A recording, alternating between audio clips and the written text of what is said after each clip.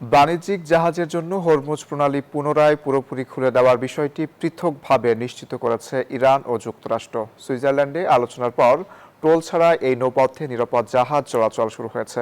মার্কিন president Donald Trump জানিয়েছেন, ইরানের সাথে একটি সুষ্ঠু চুক্তিতে পৌঁছানোর চেষ্টা করছে যুক্তরাষ্ট্র। তবে ট্রাম্পকে পাশ কাটিয়ে ইরানের বিরুদ্ধে মার্কিন সামরিক পদক্ষেপ বন্ধের পক্ষে মঙ্গলবার 50/48 ভোটে অনুমোদন দিয়েছে মার্কিন সিনেট। এদিকে পারমাণবিক কেন্দ্র পরিদর্শনের অনির্দিষ্টকালের জন্য প্রবেশের যে দাবি ট্রাম্প করেছিলেন তা সরাসরি নাকচ করেছে ইরান।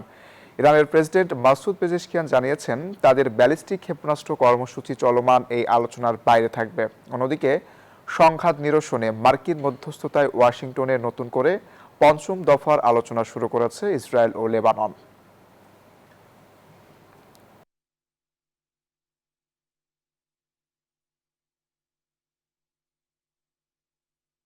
প্রতি সপ্তাহে সর্বোচ্চবার বিকাশ পেমেন্টে 50 জন হবেন পেমেন্ট চ্যাম্পিয়ন। জিতে নিন টিভি সহ আকর্ষণীয় সব প্রাইজ।